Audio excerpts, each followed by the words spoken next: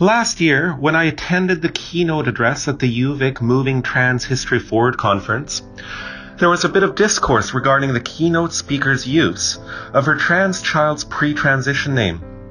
At least one participant found that questionable, if not outright offensive. But not long after that, a First Nations guest spoke up also, and offered their view, which was quite different from the one previously expressed. They spoke of their grandmother, who was known by many names. She had a name she was born with, but she also had several names throughout her lifetime and for various purposes, and even at her death had a different name too. None of those names were dead names. None of them were invalid. None of them were to be shunned or could not be uttered. They were all accorded a place of honor and respect within the time and place they were needed. This is a very foreign concept to a colonial European mindset when one name is chosen by a parent and remains with an individual until their dying day. It's hard to comprehend, and for many parents it's hard to accept and understand, and changing a birth name is often seen as a sign of rejection or rebellion. In many Canadian Indigenous traditions, the original peoples had neither a first nor a last name. They had hereditary names, spirit names, family names, clan names, animal names, and even nicknames. In many of these cultures, the child's birth name was just that, the name given at birth. But it was meant for that stage of life, and it was common, even expected, that as the child grew and marked milestones, acts of courage or bravery, or underwent some major change, that a new name would be added to the old name, or the old name would be changed altogether. And of course, Christian names didn't exist until they were forcibly given by the colonizers when they arrived on these lands. One excerpt from a document I read explained it like this, and I quote, "I would be asked my name, and I would say, Ka'aksum Nakawala, and they would have written down Bob Joseph. Often I am asked if I'm related to the Josephs from the Squamish First Nation, to which I usually reply, no, but I'm sure we had the same Indian agent." And of course, traditional names and naming ceremonies, along with other great First Nations traditions, were discouraged, and in some cases outlawed altogether. And more often than not, lost to history. So in some ways, what we are doing here today is an act of rebellion. It is an act of decolonization. It is also a privilege that must be recognized as such, and therefore checked, as many are not afforded this privilege.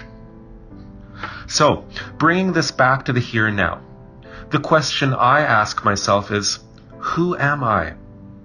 In the process of neti-neti, or yogic self-inquiry, the inquirer is led to whittle away at the self's understanding of you that you added in life, eventually leading to discovery of the true self. As you meditate, you focus on your foot, and you say, the foot is not me. If I didn't have this foot, I would still be me. What then am I? Imagine your foot disappears. And now repeat this process with every part of your body. Your thighs, your hands, your arms, and moving up to the head, the face, and yes, even the brain. Just so you know that I haven't become a Hindu mystic overnight, it might interest you to note that neti-neti, which means neither this nor that, meditation also has a very historical Christian equivalent called via negativa in Latin, which is a way of describing things by stating what they are not, as they relate to God, because God transcends all human notions of who or what she is. It is a part of the apathetic tradition and has never really left. It's just that outside of the Eastern Orthodox and Catholic worlds, these ideas have been largely forgotten and abandoned with the rise of Protestantism.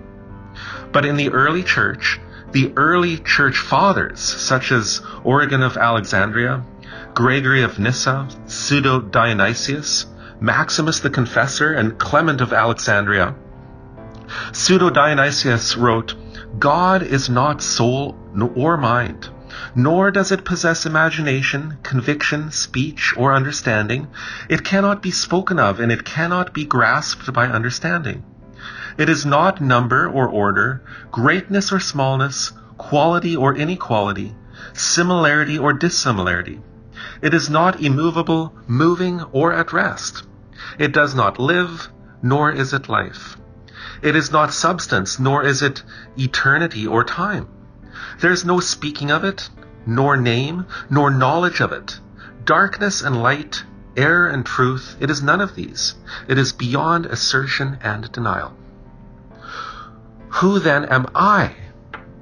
It is in this vein that people in my place operate.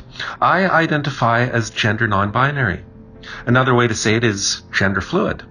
I exist in gendered space, but I'm not a part of it, and yet I'm a part of it all.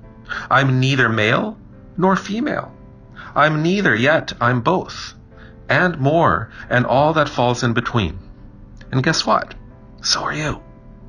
I have genitals. My genitals are not me. If I didn't have these genitals, I would still be me. What then am I? I have a name. My name is not me. If I didn't have this name, I would still be me.